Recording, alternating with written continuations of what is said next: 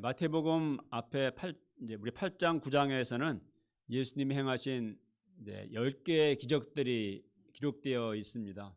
그 모든 기적들은 그러니까 예수님이 그리스도심을 말해주는 표적들이지만 그 중에서 특히 오늘 본문에 주님이 성난 바람과 바다를 꾸짖어 잔잔하게 하신 기적은 놀랍다 못해 충격적입니다.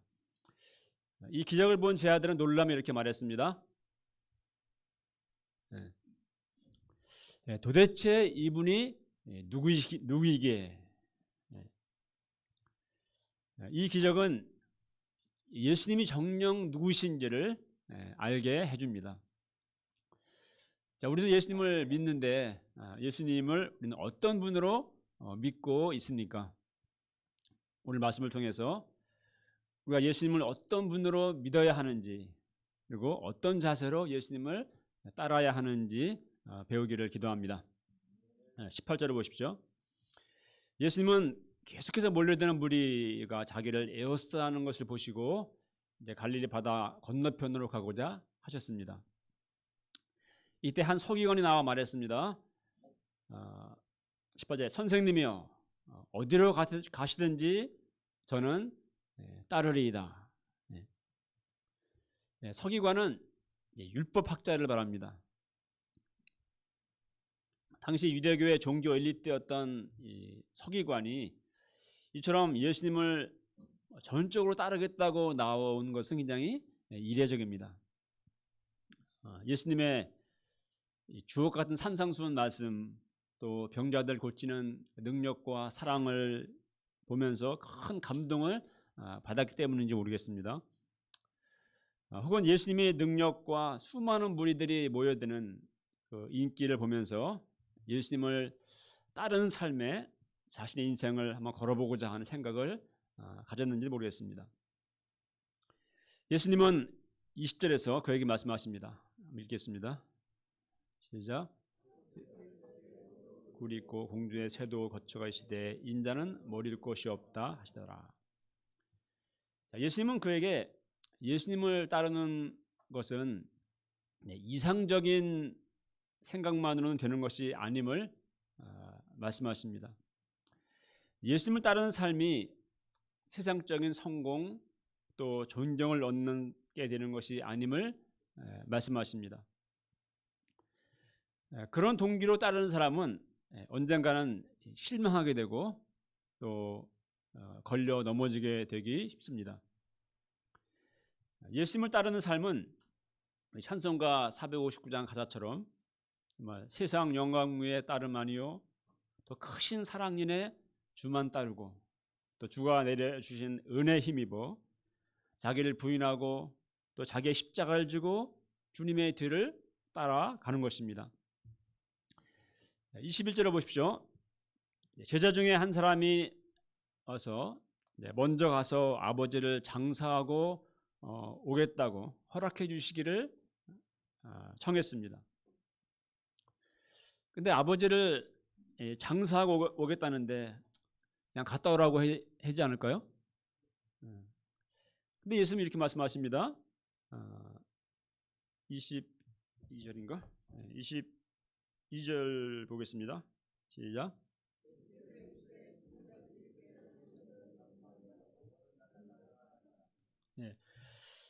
여기서 지금 상황이 아버지가 지금 돌아가셔서 장례를 치르고 며칠 후에 오겠습니다 하는 말일 수도 있고 아니면 지금 연로하신 아버님을 돌보다가 이제 돌아가신 이후에 다시 와서 따르겠다는 말일 수도 있습니다. 저는 좀 후자하지 않을까 싶은 생각이 듭니다. 그런데 이런 식으로 지금 제가 좀 제의를 먼저 하고 나중에 와서 다시 따르겠습니다 하고 간 사람들 중에서 다시 온 경우를 저는 별로 보지 못했습니다. 옛날 여름상회 때 가서 예수님 만나고 은혜 받았는데 이제 좀 집에 가지 말고 좀 영적 투쟁하라고 했는데 고향 갔다 오겠다고 그러고 가면은 거의 10중 8구는 힘들어져서 이제 안 옵니다. 예수님을 따르는 것을 우리는 뒤로 나중으로 지금 내가 이걸 하고 나중을 이렇게 미루지 말아야 합니다. 나중 하다가 그 나중은 없습니다. 오지 않습니다. 예수님의 이 말씀은 또 복음 전파 사역은 제자의 삶에서 가장 우선해야 할 급선무라는 것을 또 말씀해 줍니다. 누가복음의 동행 본문에 보게 되면은 예수님은 죽은 자들이 그들의 죽은 자들을 장사하게 하고 너는 가서 하나님의 나라를 전파하라 이렇게 말씀하셨습니다. 예수님의 제자에게 있어 하나님 나라 전파는 인생의 가장 중요하고 우리가 우선해야 할 사명입니다. 요즘 저는 새벽에 기도할 때 이런 고백으로 기도를 시작하곤 합니다. 정말 하나님도 모르고 정말 소망 없던 저의 인생에 찾아오신 주님, 나를 구원하시는 애를 감사합니다. 이렇게 이거를 생각하고 고백하면서 기도하다 보면은 제 마음에 정말 하나님도 몰랐고 정말 소망 없던 나의 인생을 주님이 찾아오셨구나, 구원해 주셨구나. 그 은혜가 새롭게 정말 되살아나고 마음의 감동과 은혜가 임하는 것을 경험합니다. 그렇습니다. 우리는 하나님을 모르고 또 죄 가운데 살다가 멸망할 소망이 없는 인생이었습니다. 그런데 누군가 나에게 복음을 전해주었기 때문에 우리는 믿게 되었고 구원을 얻은 자가 되었습니다. 그렇다면 우리도 지금 하나님을 알지 못한 채 소망 없는 삶을 살아가는 이들에게 복음을 전해주고 그들을 구원해야 하지 않겠습니까? 우리는 하나님이 우리에게 주신 이 하나님 나라 전파, 영혼 구원의 사명을 우선순위에 두고 그렇게 우리는 마음을 드리는 삶을 살아가고 있습니까? 예수님이 시간 우리에게 말씀하십니다. 죽은 자들이 그들의 죽은 자들을 장사하게 하고 너는 나를 따르라. 너는 가서 하나님의 나라를 전파하라. 23절에 보십시오. 예수님과 제 아들은 이제 배를 타고 바다 건너편으로 향합니다. 그런데 한참 배를 타고 가다가 큰 광풍과 파도가 일어나서 배가 침몰할 위기에 빠지게 됩니다. 이 갈릴리 유대 지역은 이 지구적으로 정말 좁지만 독특한 지형입니다. 특별한. 그래서 이 갈릴리 바다는 몇백 미터 해발 밑에 있고 그 위에 높은 또 헬문산이 있고 그래서 갑작스러운 광풍이 있는 경우가 종종 생겼습니다. 비바람에 유동치는 그 검푸는 바다를 보신 분들은 얼마나 그것이 무서운지 아마 아실 것입니다. 정말 두렵습니다. 제가 뭐 영상을 했는 바. 저 한가운데 있다면 얼마나 정말 무섭겠습니까? 그런데 놀랍게도 이 와중에 예수님은 뭐 하고 계셨죠? 주무시고 계셨습니다. 근데 아무리 피곤하다고 해도 뭐 이런 상황에서 이 주무시는 게 그다음 사진 야구모자님 그다음 저거구나. 예. 이런 상황에서 주무시는 게 가능할까요? 이게 주무시는 걸까요? 주무시는 척하는 걸까요? 주무시는 척이라고 생각하는 분. 네. 저도 주무시는 척이라고 생각합니다. 네. 성경은 주무셨다고 되어 있는데 이건 마태가 기록한 건데 정말 주무셨는지는 예수님만이 알아요. 네.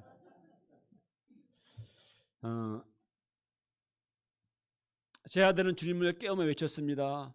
주여 구원하소서 우리가 죽겠나이다. 자, 예수님이 가자고 해서 따라 나선 항해인데 예수님이 내 배에 함께 계신데 이런 광풍과 위험을 만났습니다. 예수님을 따르는 삶에도 예수님과 함께하는 삶에도 광풍을 만난다는 것을 우리는 보게 됩니다.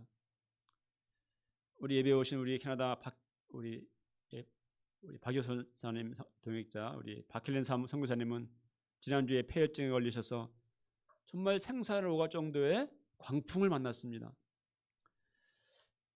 세계 선교대회와 선교사 목자 수양회 통해 은혜 받고자 바다 건너 멀리 오셨는데 여정인데 이런 광풍을 만났습니다. 저도 이 소식을 들을 때 어떻게 또 이런 일이 생길 수가 있는가 잘 이해가 되지 않았습니다. 그런데 이 광풍 중에 하나님이 기이한 역사를 이루고 계신다는 소식을 또 듣게 됩니다.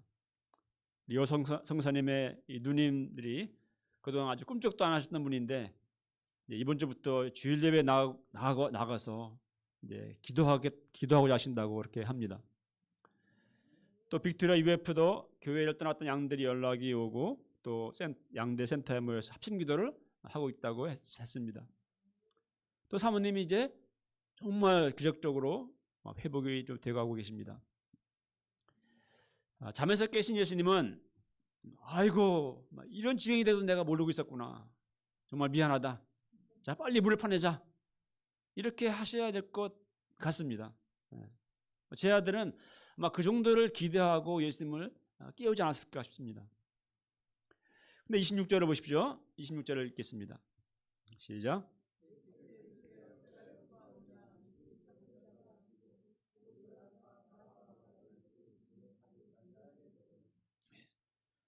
정말 놀라운 말씀이죠.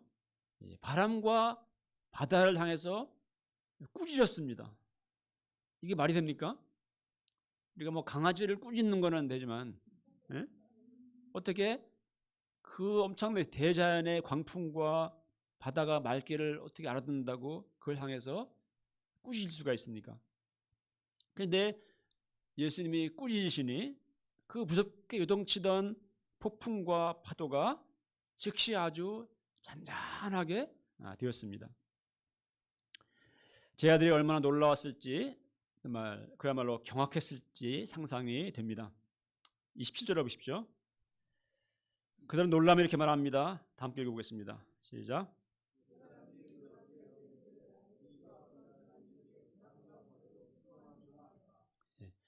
이가 어떠한 사람이기에 바람과 바다도 순종하는가? 우리 이 기적 앞에서 이런 질문을 우리도 하게 됩니다. 이 바람과 바다가 그 말씀에 순종하다니 도대체 예수님은 누구신가? 예수님 누구십니까? 예수님은 대자연을 그 말씀의 권능으로 다스리시는 창조주 하나님이십니다.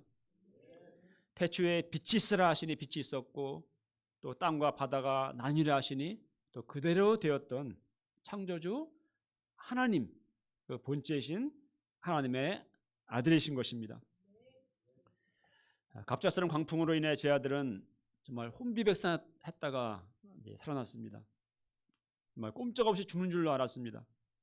하지만 이 광풍 사건을 통해서 제 아들은 예수님이 어떤 분이신지 그동안 그들이 예수님을 기적을 보았고 또 믿었지만 그와 차원이 달리하는 예수님이 어떤 분이신지를 그들은 새롭게 만났습니다. 이 광풍이 아니었다면 제 아들이 이런 예수님의 모습을 어떻게 만날 수가 있겠습니까? 그죠? 그러니까 광풍은 정말 두렵고 누구도 광풍을 만나고 싶지 않습니다. 피하고 싶습니다. 그러나 광풍을 통해서만 우리는 또 이러한 하나님을 또 만납니다. 더 큰 광풍일수록 우리는 더 크신 주님을 만나게 됩니다. 예수님은 제 아들의 믿음 없음을 꾸짖었습니다.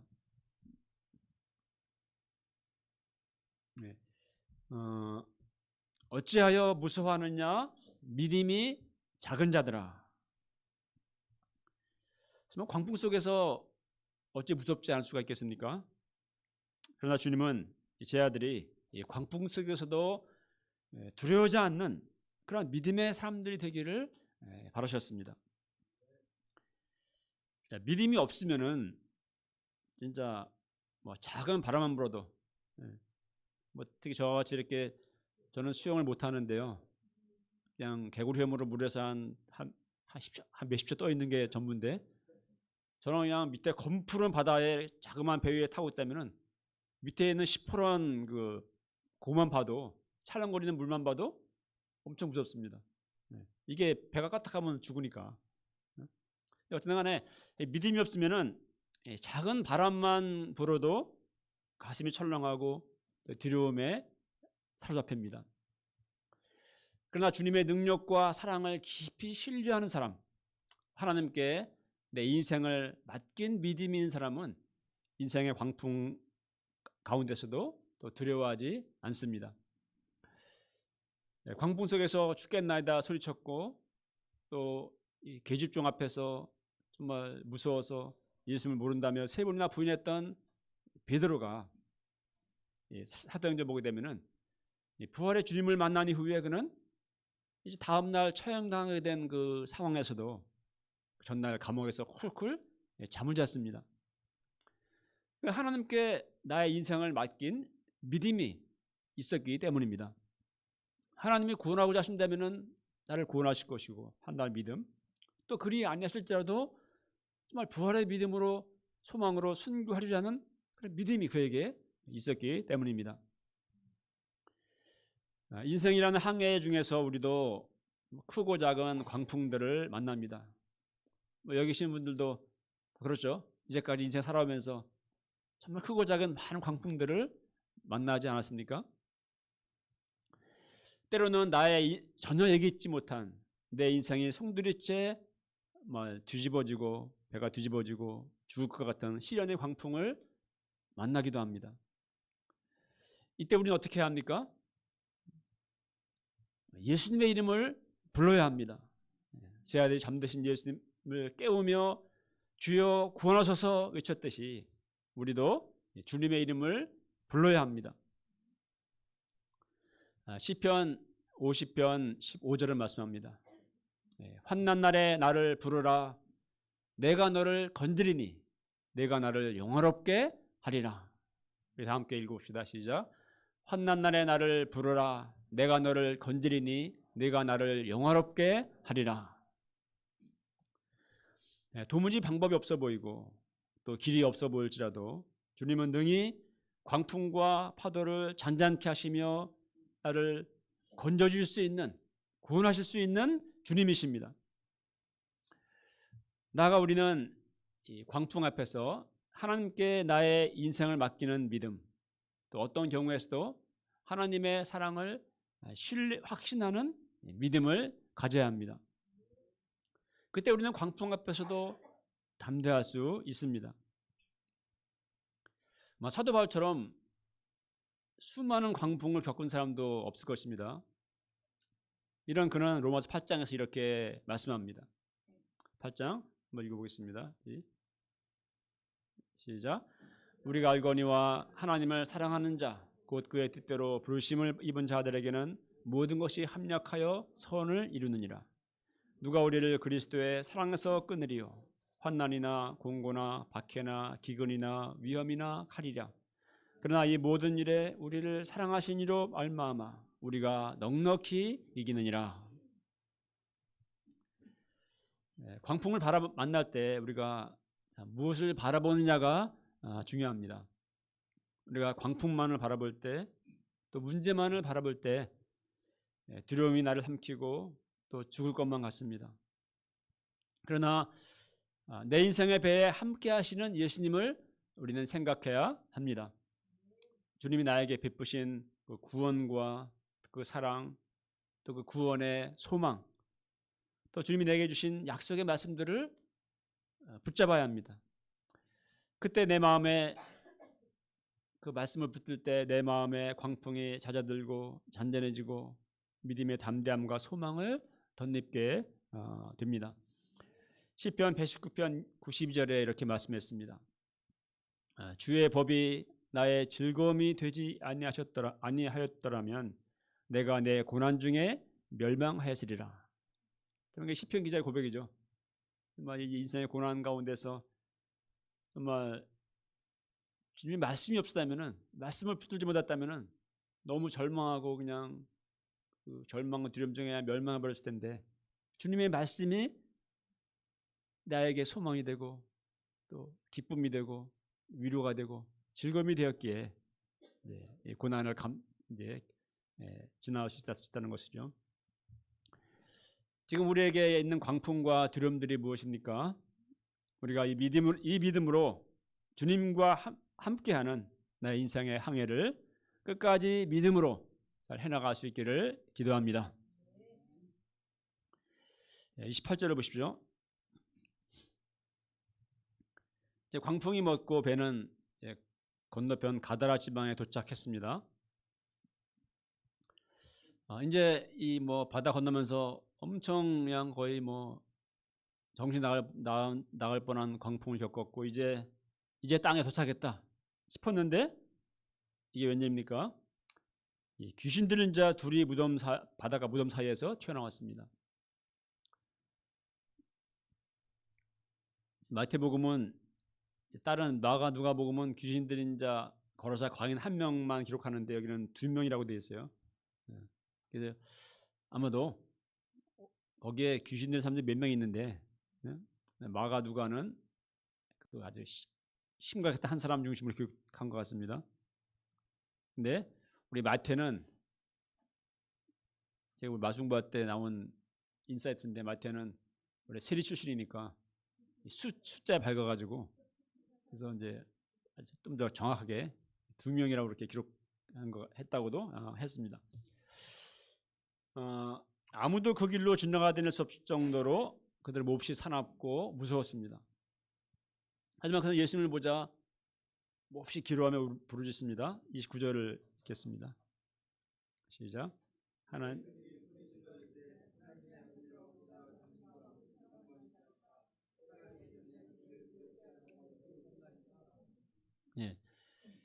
놀랍게도 귀신들은 예수님이 하나님의 아들이라는 것을 알아봅니다. 뭐 예수님 처음 봤잖아요. 처음 봤지만 하나님의 아들이라는 것을 알아봅니다. 그러니까 영적인 세계죠. 마치 무당들은 전부로 온 사람들이 정말 믿음 사람이 오게 되면은 그걸 알아보지 않습니까? 예수 믿는 사람인 것을. 그 안에 귀신의 영이 있으니까. 또 귀신들은 자신들이 때가 이르면 멸망하게 된다는 것도 알고 있습니다. 그래서 몹시 괴로워합니다. 우리가 무슨 상관이 있길래 왜 나 지금 이 사람들의 속에서 기생하면서 살고 있는데 왜 나에게 찾아와서 나를 쫓아내려 하는가? 그러니까 귀신들은 예수님이 그들의 삶에 관여하고 찾아오는 것을 굉장히 괴로워하고 반발하고 대적합니다. 그들이 괴로워하는 것은 예수님이 오심으로 그들이 쫓겨나게 되었기 때문입니다. 그때 때마침 멀리서 많은 돼지떼가 식사를 하고 있었습니다. 귀신들이 우리를 쫓아내려면 더 저 돼지떼들하게 해달라고 간구합니다. 이제 허락하시자 귀신들은 돼지떼에게로 들어갔고 돼지는 순간 맛있게 먹던 식사를 중단하고 온 떼가 비탈로 내리더라 바다로 몸을 던져 물사했습니다. 뭐 역사상 이러한 돼지 집단 자살은 유례가 없을 것입니다. 이거는 뭐 기네스북에 오를 전무후무한 사건입니다. 돼지들의 집단 투신과 바다 위에 수천 마리 돼지가 둥둥 떠 있는 모습은 정말 충격적이었을 것입니다. 돼지치던 자들은 달아나 시내로 들어가서 이 모든 일을 알렸고 온 시내 사람들이 예수님을 보러 몰려 나왔습니다. 자, 여기서 왜 예수님이 허락했을까를 생각해 봅니다. 그냥 당장 나가라 이렇게 쫓아낼 수 있는데 이 귀신들의 청을 들어줬어요. 이 돼지들에게 이렇게 이게 뭐 귀신들 돼지들과 함께 바다에 빠져 죽었을 리는 없고 뭔가 분풀이 같기도 하고 하여튼간에 이 귀신들의 파괴적인 본성이 나타났는데 예수님이 그걸 아셨을 것입니다. 아마도 주님이 이렇게 하신 것은 귀신들의 들린 자 안에 얼마나 많은 귀신들이 들어있는지 또 귀신들의 속성이 얼마나 파괴적인지 또 그 귀신들을 몰아내시는 예수님의 영적 권능이 어떠한지를 드러내고자 알게 하고자 하심이었을 것입니다. 이를 통해서 정말 바람과 바다를 잔잔케 하시는 그 자연계를 지배하실 뿐 아니라 눈에 보이지 않는 영적 세계까지 다스리시는 하나님의 아들의 권능과 영광이 드러나게 되었습니다. 그런데 사람들의 반응이 어땠습니까? 34절을 읽어보겠습니다. 시작.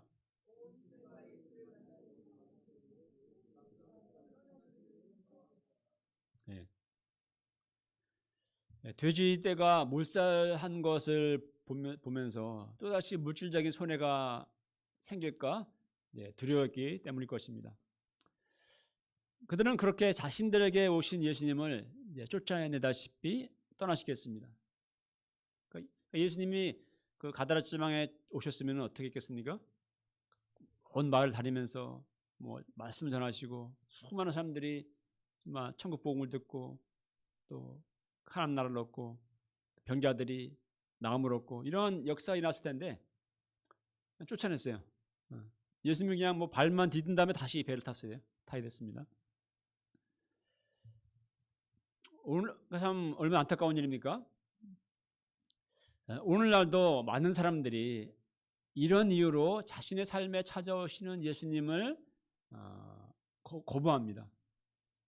예수님 믿으면은 신앙생활 하면은 예수님 따르면은 내 삶에 뭔가 손해가 생길까봐 또 뭔가 또 희생할까 두려워서 혹은 또 교회 가면 또 헌금해야 되는데 헌금할 게 더 부담스러워서 혹은 내 마음대로 살고 싶은데 이제 얽매일 것이 또 싫어서 여러 가지 이유로 내 삶에 찾아오시는 예수님을 배척하고 예수님을 밀어내고 외면하고 떠나시게 합니다. 우리는 이러한 어리석은 인생이 되지 말아야 하겠습니다. 말씀을 맺겠습니다. 제가 이 메시지를 이제 막 쓰고 있는 중간에 또 소식이 왔습니다. 우리 김일래 성사님의 백혈구 수치가 많이 회복되고 이제 마취제도 끊었고 스스로 이제 호흡을 하고 계신다고. 그동안 이제 기계로 호흡을 했다고 해요. 기능이 안 돼가지고 수일 후에 의식 회복이 이제 가능할 것 같다고 했습니다. 또 박의사 성사님은 이 광풍을 통해서 밖에서 유랑하던 막내 아들 사무엘이 집으로 돌아왔고 막내 아들이 많이 방황했나 봐요. 돌아왔고 또 두 분 누님도 교회 다니기로 했다면서 오히려 감사가 충만하다고 했습니다. 광풍을 통해서 하나님의 영광을 나타내시는 주님을 믿고 감사를 드립니다. 사람의 힘으로 어찌할 수 없는 인생의 광풍을 만날 때 나와 함께 계시는 나의 주님을 우리는 믿고 또 의지해야 하겠습니다. 그 어떤 광풍도 능히 잔잔케 하실 수 있는 주님, 또 사나 죽으나 나의 인생 가운데 영원히 함께 하시는 주님을 우리는 믿고 그분께 소망을 두고 그분을 의지해야 하겠습니다. 이 예수님과 함께 이 죽은 자를 살리는, 그러니까 죽은 자들의 일이 아니라 죽은 자를 살리는 하나님 나라 생명 역사를 또 힘써 섬기는 제자의 삶을 살아가는 그런 우리가 될 수 있기를 기도합니다. 네, 읽겠습니다. 27절 시작.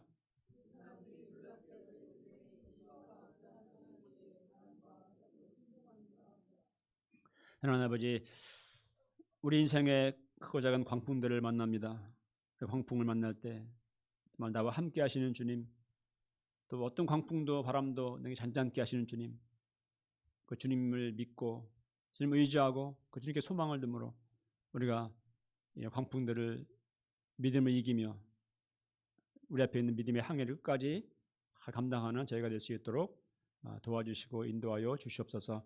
예수님 이름으로 기도합니다. 네.